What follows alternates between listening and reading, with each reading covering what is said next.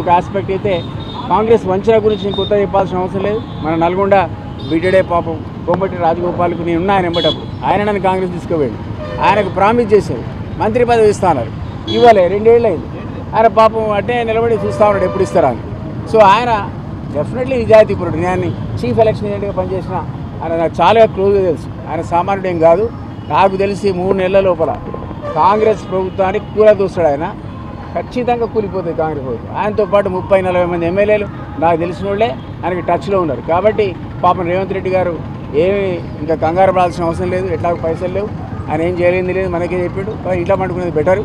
3 months లోపల మన నల్గొండ నుంచే ఈ ప్రభుత్వానికి పెద్ద సంక్షోభానికి నెట్టివేయబడుతుంది కాంగ్రెస్ ప్రభుత్వం. ఇది ఏమున్నా సరే ఆ సంక్షోభంలో పోని వాడు కూలిపోడు గ్యారంటీ అని చెప్పుకుంటా కూడా స్థానిక సంస్థలు వస్తున్నాయి. అందులో మోసం చేసిండు. 40% జీవో ఇచ్చిండు. చిన్న పిల్లాడు స్కూల్ పోయే పిల్లాడు నేను మీడియాల విశ్లేషణలో చాలాసార్లు చెప్పిన ఈ జియో నెంబర్ 9 నిలబడదు. ఎందుకంటే అది కాన్స్టిట్యూషన్కి అగైనెస్ట్ ఉంది. సుప్రీంకోర్టు ఇచ్చిన 50% అగైనెస్ట్ ఉన్నది.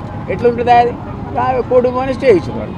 ఇప్పుడు 6 వారాలకు వచ్చి 4 వారాలు అయిపోయినట్టుంది. ఇంకో 2 వారాల తర్వాత చూడండి. నాకు తెలిసి కాంగ్రెస్ పార్టీ అప్లికేషన్ పెట్టుకొని జీవో విత్డ్రా చేసుకుంటాం ఉంటుంది కోర్టు. సరే మేము పాత పద్ధతిలో మీరు పోండి ఎలక్షన్ కంటే ఈయన పార్టీ పరంగా 40% ఇస్తాడు. 40% పార్టీ పరంగా ఇస్తే మళ్ళీ రెడ్డి గారు ఇంకో రావు గారు తయారయ్యారు పోటీకి. మన బీసీ సోదరుడు దగ్గర రూపాయి ఉంటే జేబులో గెలవడానికి. సో అదొక మోసం. సో వీటన్నిటి నుంచి కూడా ఆలోచించి మీరు కలిసికట్టుగా బీసీ ఎస్టీ అండ్ ఈ సోదరులే ఎస్సీ ఎస్టీ బీసీ సోదరులే మీరు ఎలక్షన్కి గెలిపారు. వాళ్ళు బీఫార్లు అయిపోతే మా దగ్గర అండి. నేను మీకు ఎలక్షన్ మెటీరియల్ ఇస్తా, వాల్ రైటింగ్ ఇస్తా, కరపత్రాలు ఇస్తా. పార్టీ పరంగా డబ్బులు మాత్రం పంచడానికి నేను వ్యతిరేకం. ఎందుకంటే ఇదే నల్గొండలో నాకు మీరు ఓట్లు వేస్తే 91% ఓట్లు వేసాను. ఒక్క ఓటర్కి మీకు తెలుసు నేను రూపాయి, ఒక్క ఓటర్కి కూడా రూపాయి. కాబట్టి అది మా ఫిలాసఫీ.